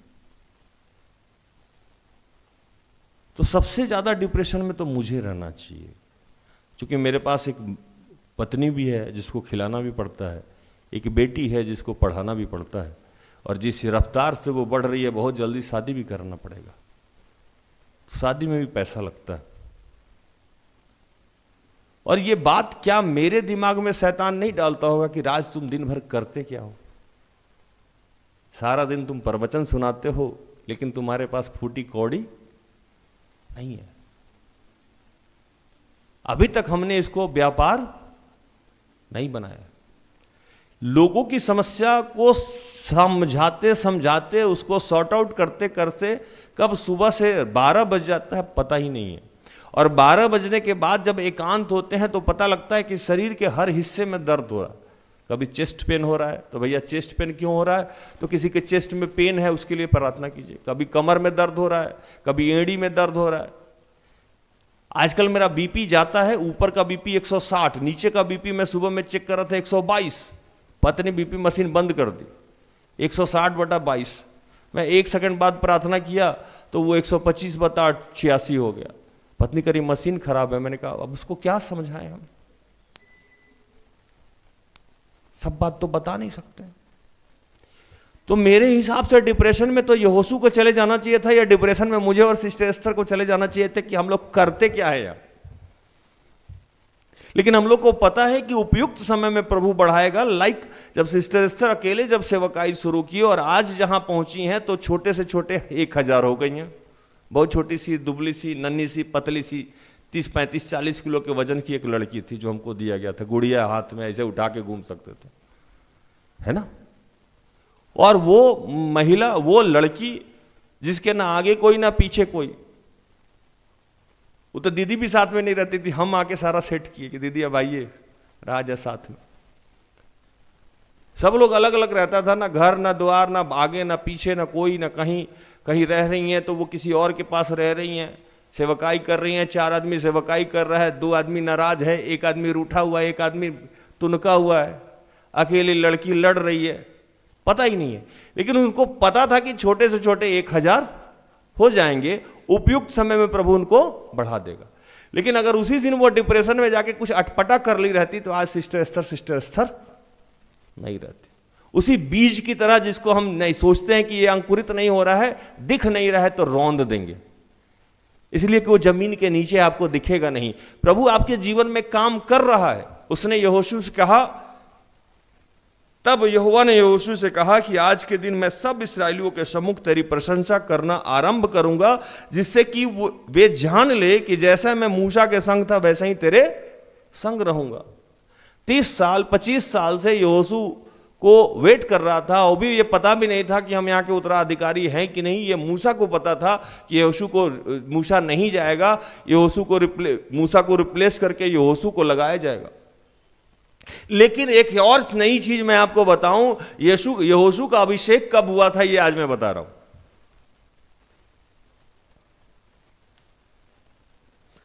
निर्गमन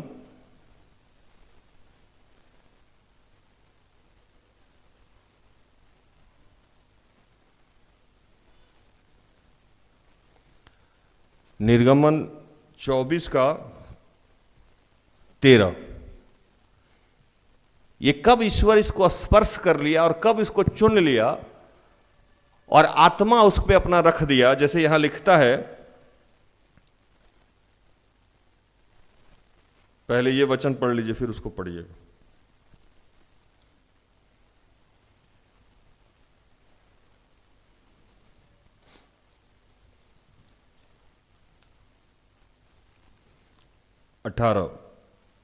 गिनती 27:18 वचन समझ में आ रहा आप लोग को? गिनती 27:18 यहोवा ने मूसा से कहा, तू नून के पुत्र यहोशू को लेकर उस पर हाथ रख, वह ऐसा पुरुष है जिसमें मेरी आत्मा बसा है। भाई कब आपका आत्मा बस गया इसमें? आज कह रहे हैं कि उसको हम आगे लेके जाएंगे, हम उसको कैप्टन बनाएंगे, तो आत्मा कब बसा? तो प्रभु बताया आत्मा तो तभी बस गया जब मूसा और यहोशू एक साथ कहां चढ़े थे? पहाड़ पे। पढ़िए निर्गमन 24:13 तब मूसा यहोशू नामक अपने सेवक समेत परमेश्वर के पर्वत पर चढ़ गया। किसके पर्वत पे चढ़ गया? परमेश्वर के पर्वत पे। क्यों गया था? तो 10 कमांडमेंट लाने के लिए गया था। 10 कमांडमेंट लाने के लिए मूसा के साथ यहोशू भी पर्वत पे चढ़ा था। उसी समय यहोवा का आत्मा उसमें प्रवेश कर गया था। लेकिन यहोवा ने यहोशू से कुछ नहीं कहा और यहोशू को पता ही नहीं था कि मेरा अभिषेक हो गया है, और किस लिए हुआ है ये भी पता नहीं है। और कितनी बड़ी बात अब यहां से शुरू होती है कि यहोशू के लिए कितना सारा बड़ा बड़ा काम था। जैसे प्रभु मुझसे कहता है कि तुम्हारा भविष्य इतना उज्जवल होगा कि पिछली दशाएं छोटी लगेगी। हम लोग इस बात को समझ नहीं सकते थे। जब यहां लिखता है कि मूसा अपने सेवक, किसके साथ? अपने सेवक यहोशू के साथ पहाड़ पे चढ़ा। सेवक लिखता है। सेवक शब्द सुन के ना भड़क जाता है बच्चा सब। अच्छा हम आपके असिस्टेंट हैं, हम आपके नौकर हैं, हम आपके चाय पिलाने वाले लगते हैं, हमको भी वचन सुनाना है, हमको भी आराधना करना है।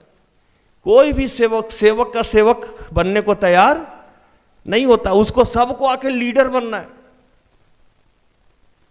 सबको जाके बड़ा चीज बनना है। और मैं लोगों को बताता भी हूं कि हमारे देश का सबसे बड़ा जॉब जो है वो आईएएस का जॉब है जो लोग निकालता है। और उसको क्वालिफाई करके जो बच्चे आते हैं, यहां तक कि गोल्ड मेडल भी लेके भी आएंगे तब भी उनको डिस्ट्रिक्ट नहीं दिया जाता। ए लग जाता है आगे। क्या हो जाते हैं वो? असिस्टेंट मतलब सहायक, सहायक मतलब नौकर। उनको सीधे तौर पे डिस्ट्रिक्ट नहीं मिलता। उनकी एक ट्रेनिंग होती है, 2 साल 3 साल 4 साल जो भी एक ट्रेनिंग का फेज है, उसके बाद उनको कोई जिला मिलता है। उनको भी असिस्टेंट सेवक नियुक्त किया जाता है। आपको भी इसीलिए बाइबल लिखा कि जो छोटे से छोटे में ईमानदार होंगे उनको बड़े पे नियुक्त किया जाएगा। प्रभु यहोशू को चेक कर रहा था कि क्या यह मूसा की बात को मान रहा है कि नहीं मान रहा है। अगर बाइबल लिखता है कि तुम जिसे देखते हो उससे प्यार नहीं करते हो, तो मुझसे प्यार करने का दिखावा करते हो। मूसा यहोशू के साथ रहता था, यहोशू मूसा के साथ रहता था। मूसा यहोशू का और यहोशू मूसा का कितना एक दूसरे का आज्ञाकारी था और बात मानने वाला था कि जब पहाड़ पे चढ़ा, इतना बड़ा इंपॉर्टेंट काम करने चला, फिर भी यहोशू को लेके गया था, ये रहना साथ में मेरे। और उसी समय उसका आत्मा उसमें यहोवा का आत्मा प्रवेश कर गया। और उस समय से 30 साल से उसको वॉच किया जा रहा था कि क्या ये यहोशू मूसा को डिनाई कर रहा है। तब यहोवा ने देखा कि मूसा का कभी भी डिनाई यहोशू ने नहीं किया। यही काम एलिया और एलीशा के साथ हुआ था। एलिया के जितने भी बाकी असिस्टेंट थे वो सब एलिया का मजाक उड़ाते थे और सब पीछे में गॉसिप करते थे, लेकिन एलीशा उस चक्कर में कभी भी रहा नहीं। तो अभिषेक किसका हो गया?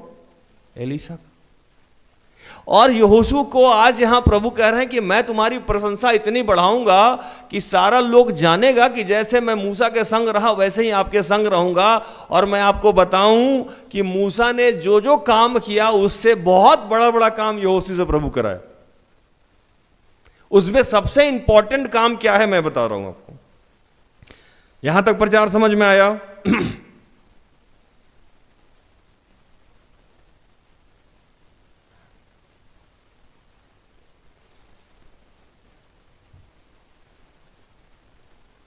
पहली सबसे, जैसे आपका एडमेंटिंग होगा, जब प्रभु आपके जीवन में प्रवेश करेगा तो सबसे पहला जो आपको आशीष मिलता है वो क्या मिलता है? सो समझिए, आपके जितने जूनियर्स होंगे वो आपकी बात मानने लगेंगे। ये सबसे बड़ा आशीष। अगर आप पिता हैं और आपके बच्चे मान रहे हैं आपकी बात तो आप अभिषिक्त हैं। आप देखिएगा कि एक ही घर में दो व्यक्ति है, एक मां एक पिता। कई बार बच्चे मां की बात सुनते हैं और पिता की बात नहीं सुनते हैं, और कई बार बच्चे पिता की बात सुनते हैं और मां की बात। इसका मतलब क्या है कि एक अभिषिक्त है, धर्मी है, ईश्वर से डरने वाला है, ईश्वर के मार्ग पे चलने वाला है, तो बच्चे नहीं चाहते हुए उसकी बात को सुन लेंगे। तो पहला आशीष जो यहोशू को दिया गया वो ये दिया गया,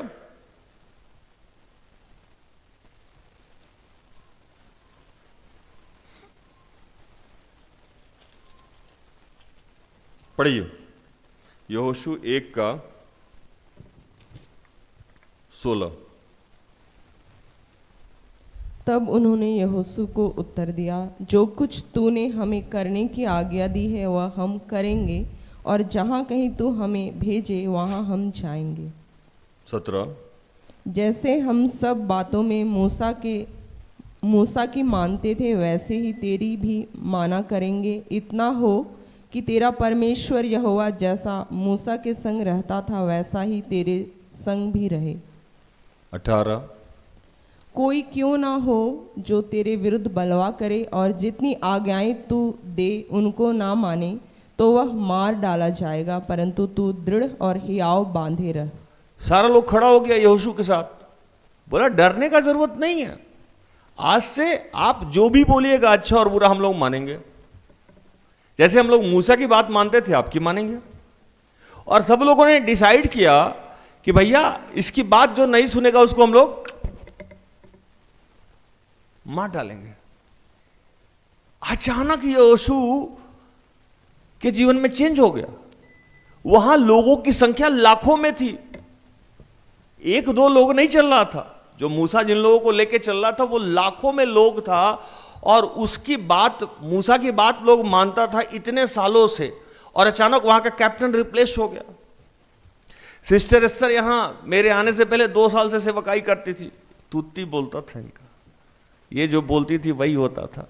अगर हम कमरा में बैठे हुए हैं लोग आता था, अच्छा ये भी बैठे हुए हैं, कब बाहर जाएंगे कि हम बात करेंगे इनसे। मेरी स्थिति यहां ये थी। प्राइवेट बात में भी अब ये बैठेंगे, मतलब लोग सिस्टर से अकेले मिलना चाहता था। अब प्राइवेट बात में ये नया आदमी बाहर से आया है अन्य जाति से, टॉप सीक्रेट बात में ही कहां से बैठेगा, है ना। इनकी बात क्यों माने, ये जो बोलेंगे सो क्यों होगा। प्रभु का आत्मा प्रवेश किया और वो सारे लोग अब किससे डील होते हैं। आपको मेरे बाद सिस्टर एस्तर मिलेंगी, आपको सबसे पहले मेरे ही पास आना होगा। जो मेरे विरुद्ध जाएगा वो समस्या में जाएगा, क्योंकि हम अपनी बात खुद नहीं कहते हैं। प्रभु और सिस्टर एस्तर जो बोलती हैं हम आगे पास करते हैं। जितने नादान लोग हैं ये वो समझते हैं कि हम बोल रहे। यहोशू का रिप्लेस जब किया गया, अचानक वो सारे लोग वो बात मानने लगे। आज मेरी भी यहाँ स्थिति ये है कि हम जितने बच्चों को जो बात करते हैं, लगभग 99% सारे बच्चे बात सुनते हैं। ये क्या है? प्रभु का पहला आशीष, जो आपको दिखेगा कि आपके ऊपर ईश्वर है। अगर बच्चे आपकी बात नहीं मान रहे हैं, जूनियर्स आपकी बात नहीं मान रहे हैं, तो आपको टटोलना चाहिए कि ईश्वर का अभिषेक आपके जीवन में भी प्रवेश नहीं किया। इसका मतलब भैया वो शायरी जो मैं कहता हूं ना कि अक्सर मैं ये भूल करता रहा, धूल चेहरे पे था और आईना साफ करता रहा। चेहरा जाके साफ कर लीजिए, आईना साफ करने से आपका धूल खत्म होने वाला नहीं है। आपका कनेक्शन चेक कर लेना होगा, कहीं शॉर्ट सर्किट तो नहीं हो गया है, लूज कनेक्शन तो नहीं है, हिला के देख लीजिए, फिर से रिप्लग कीजिए। इसीलिए आपके जूनियर्स, आपके पति, आपके पत्नी, आपके बच्चे आपकी बात नहीं सुन रहे। तो पहला अभिषेक ये मिला यहोशू को कि उसकी सारे लोग उसकी बात मानने लगे। अब समस्या था कि आगे जाना था इन लोगों को। आगे जाने के समय में एक नदी आया। आपने सुना होगा कि मूसा के माध्यम से ही प्रभु नदी को 2 भाग में बांटा था, लेकिन आपको यह बहुत कम ध्यान होगा कि यहोशू भी यरदन नदी को पार करने के लिए यह 2 भाग में बट गया था। पढ़िए 3:16।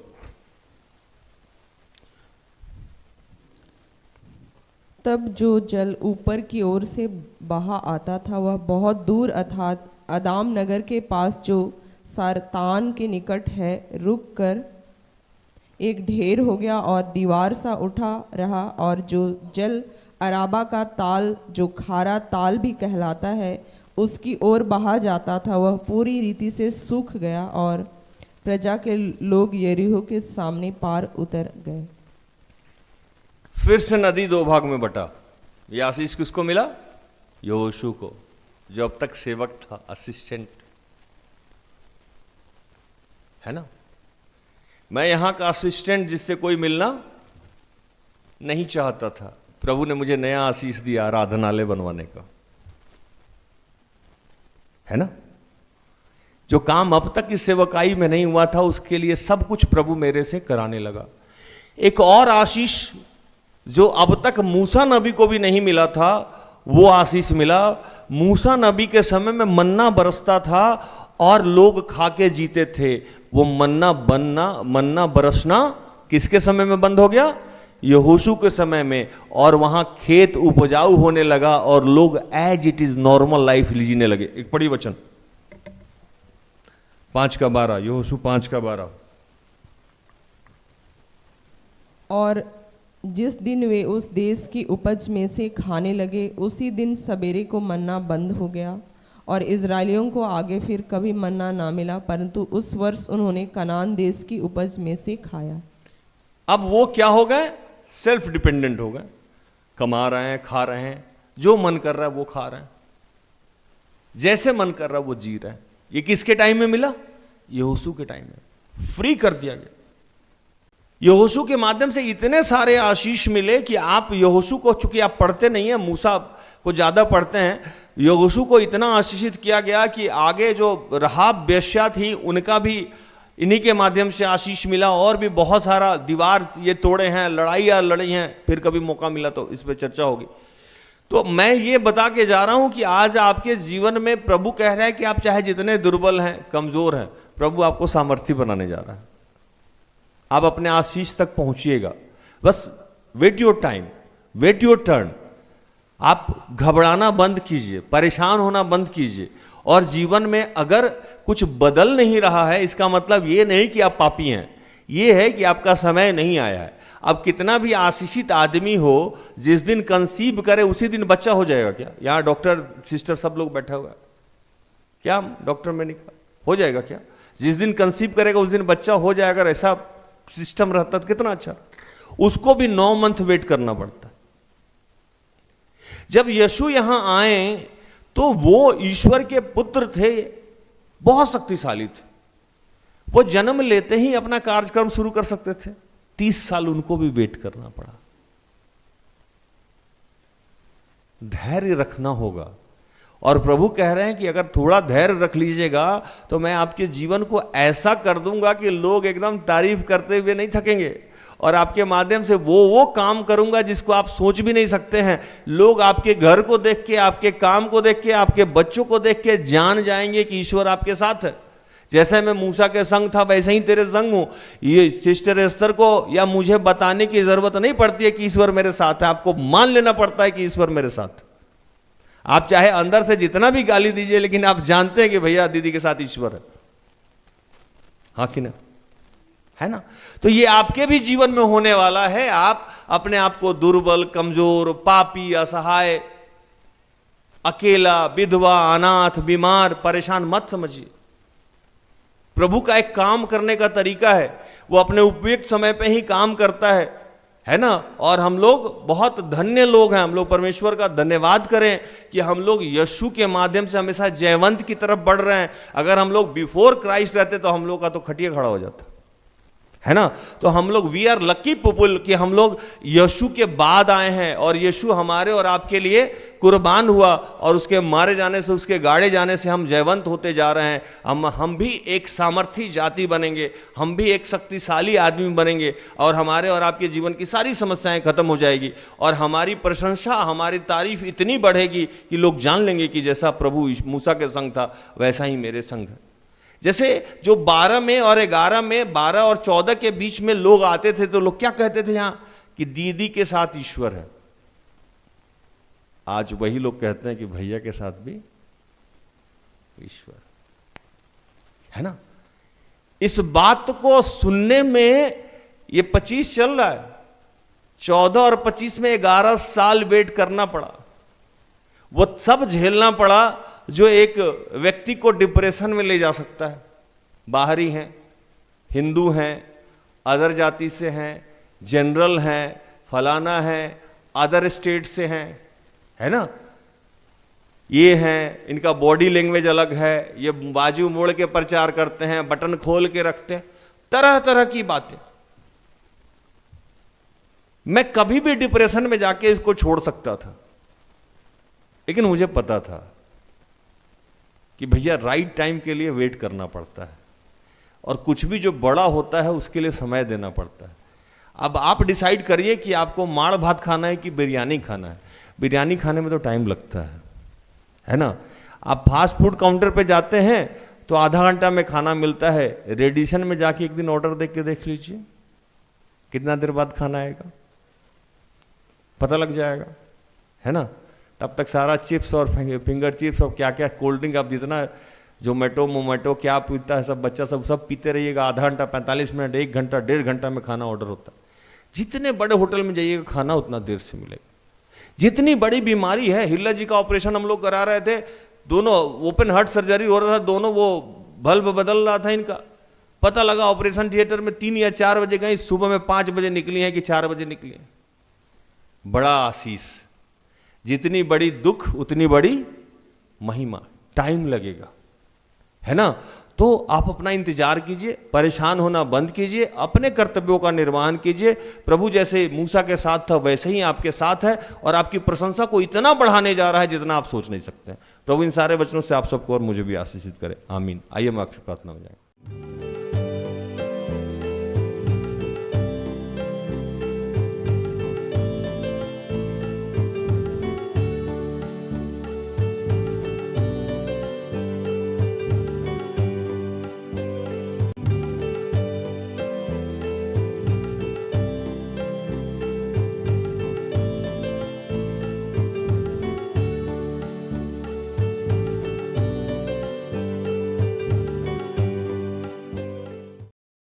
बंद करें। उस पिता से क्षमा मांगे कि हमने अपना धैर्य खो दिया। हम डरने लगे हैं कि प्रभु अब हमारा कुछ नहीं बदलेगा, जबकि वो आपको विकसित कर रहा है, आपको बदल रहा है। आपके लिए निर्धारित योजना वो जानता है। एक उपयुक्त समय पे आपको 1000 गुना बढ़ाएगा और आपकी इतनी प्रशंसा करेगा कि लोग जानेंगे कि आपके साथ है वो। हमें कुछ नहीं करना है, हमें पिता, पुत्र और पवित्र आत्मा के साथ चलते रहना है।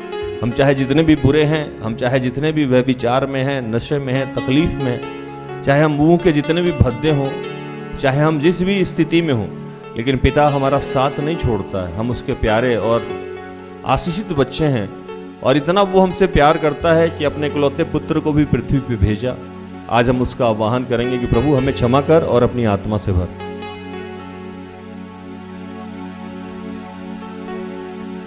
आत्मा से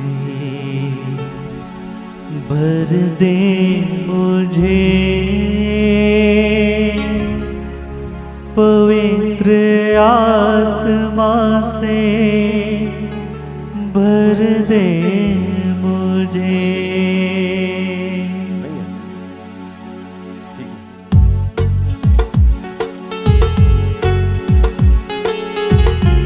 अपनी आंखें बंद रख। बहुत पहले जैसे यहोशू का अभिषेक हो चुका था, जैसे मेरा 99 में अभिषेक हो चुका था, वैसे ही आपका अभिषेक हो चुका है। और जिसका अभिषेक हो गया है, प्रभु उसके जीवन में काम करता है। आपकी जीवन की अवस्थाएं बदल रही है, पवित्र आत्मा अंश अंश करके बदलता है। आपको दिखाई दे नहीं दे, लेकिन प्रभु आपके जीवन में कार्य कर रहा है। जैसे गर्भ में बच्चा बढ़ता है, आपको दिखाई नहीं देता है, और एक उपयुक्त समय पे प्रसव पीड़ा के साथ वो बाहर आ जाता है, वैसे ही आपके जीवन की सारी हालातें बदल रही है, और एक उपयुक्त समय पे एक सामर्थी जाति बनने जा रहे हैं। आत्मा से भर दे मुझे, पवित्र आत्मा से भर दे मुझे। आत्मा से भर दे मुझे, पवित्र आत्मा से भर दे मुझे। आत्मा से भर दे मुझे, पवित्र आत्मा से भर दे मुझे। आत्मा से भर दे मुझे, पवित्र आत्मा से भर दे मुझे। जहाँ भी मैं जाऊँ गीत तेरे गाऊँ, जहाँ भी मैं जाऊँ गीत तेरे गाऊँ। जहाँ भी मैं जाऊँ गीत तेरे गाऊँ। जहाँ भी मैं जाऊँ गीत तेरे गाऊँ। ऐसा यीशु कर दे मुझे। आत्मा से भर दे मुझे, पवित्र आत्मा से भर दे मुझे। आत्मा से भर दे मुझे, पवित्र आत्मा से भर दे मुझे। कि हे दयालु पिता, जितने बीमार बच्चे हैं मैं उनके लिए प्रार्थना करता हूँ। अंजू, इवान, जयप्रकाश, तरस्यूस, संदर्भ, ऐसे जितने लोग हैं जो बीमार हैं, मैं उन सब के लिए प्रार्थना करता हूँ कि बेटा उन सबको तो इस वक्त स्पर्श कर रहा है। और हम जानते हैं कि किसी जड़ी बूटी और लेप के द्वारा नहीं, तेरे वचनों के द्वारा हमें आशीष मिलता है। हम जानते हैं कि तेरे पुत्र यीशु कोई कोड़े खाने से हम सबके जीवन की सारी बीमारियां जाती है। प्रभु आज हम सबसे तूने ये वादा किया है कि जैसे तू मूसा के संग था वैसे ही हमारे संग है। प्रभु इस वक्त कितने लोग जहाँ से भी प्रार्थना में जुड़े हुए हैं, उन सब के सरों पे मैं और मेरी अगुआ सिस्टर एस्तर हम आत्मा में एक होकर हाथ रखते हैं कि प्रभु इनके जीवन में जो भी भय की बातें हैं, जो भी दुर्बलता की बातें हैं, जो भी निराशा की बातें हैं, जो भी डिप्रेशन की बातें हैं, जो भी हतोत्साह हो रहे हैं, उन सबको हम यीशु के नाम से समाप्त करते हैं प्रभु, और इनके जीवन में एक नया उत्साह, एक नई विश्वास को यीशु के नाम से डाल देते हैं। तू ही मुनज्जी मेरा, रोशन है चेहरा तेरा। तू ही मुनज्जी मेरा, रोशन है चेहरा तेरा। दे दे नई जिंदगी, सब कुछ बदल दे मेरा। दे दे नई जिंदगी, सब कुछ बदल दे मेरा।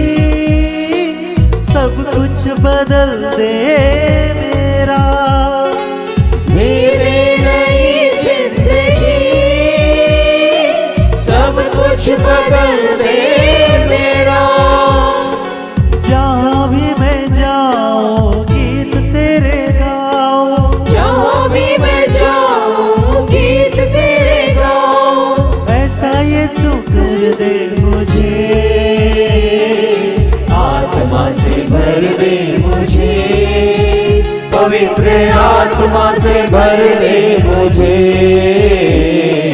आत्मा से भर दे मुझे, पवित्र आत्मा से भर दे मुझे।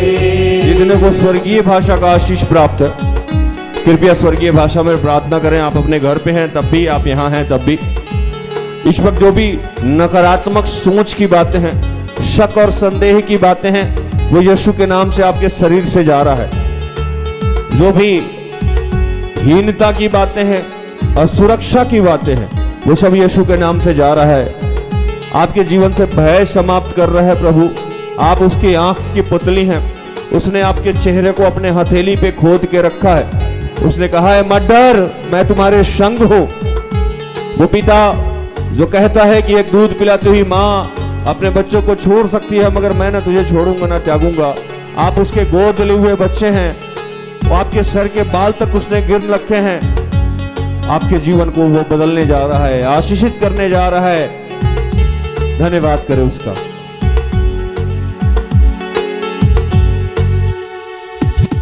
देता है तू जिंदगी, देता है तू मखलसी, देता है तू जिंदगी, देता है तू मखलसी। सब कुछ तेरे पास है, देता है तू हर खुशी, सब कुछ तेरे पास है, देता है तू हर खुशी।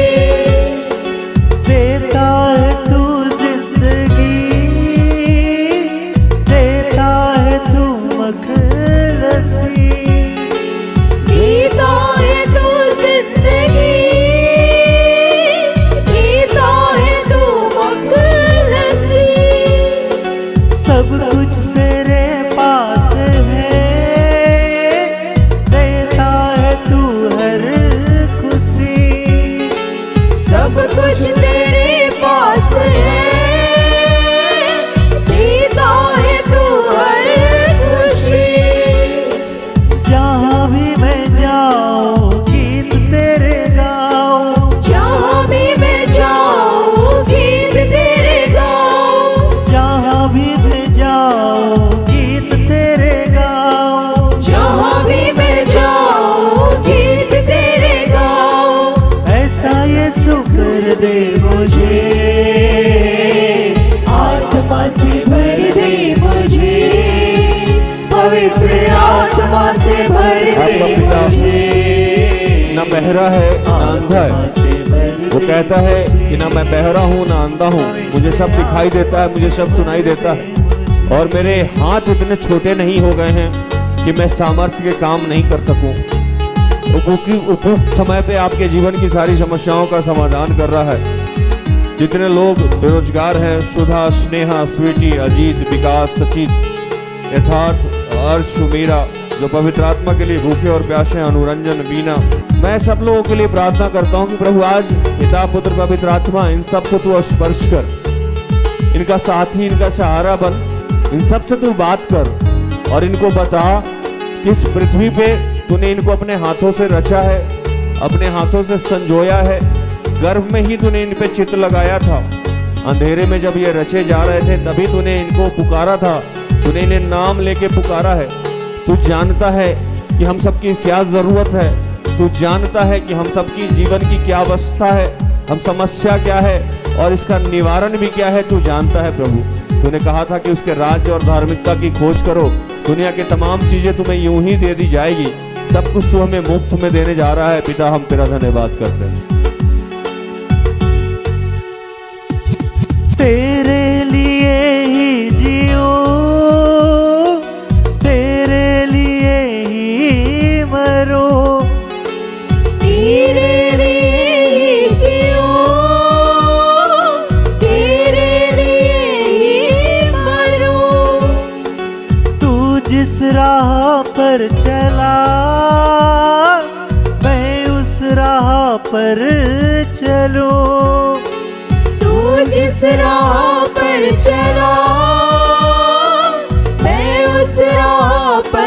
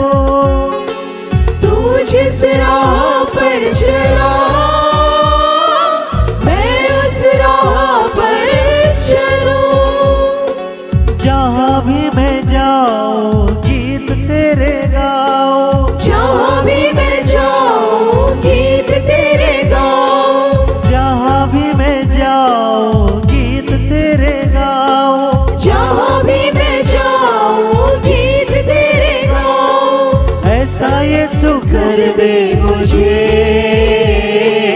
आत्मा से भर दे मुझे, पवित्र आत्मा से भर दे मुझे। धन्यवाद करिए उसका, वो आपको अपनी संगति में अपने साथ में लिए रखा है। वो जैसे मूसा के साथ था, जैसे वो यहोशू के साथ था, जैसे ये एलिया के साथ था, जैसे ये यीशु के साथ था, आपके भी साथ है। हमारे सारी जीवन की सारी समस्याओं का समाधान कर रहा है और विश्व में जितने तो बच्चे हैं उन सबको अपने अधिकार में लिया है और उनको अपने संतावना भरे शब्द को दिया है। प्रभु तेरा धन्यवाद करते हुए इन तमाम प्रार्थना को प्रभु यीशु के जीवित और पवित्र नाम से मांगते हैं। दया से सुन और स्वर्ग के राज्य में ग्रहण कर, आमीन। तो धन्यवाद, प्रभु आप सबको आशीष दे। आशा करते हैं कि आज की प्रार्थना से, आराधना से, वचनों की उद्घोषणा और अंतिम प्रार्थना से प्रभु ने आप सबको स्पर्श किया होगा। प्रार्थना परिवार निरंतर आपका आभारी है कि आप हमारे साथ हैं, हमारा सहयोग करते हैं। आज के लिए इतना ही। प्रभु आपको आशीष दे। जय यीशु साहेब। सारे दिल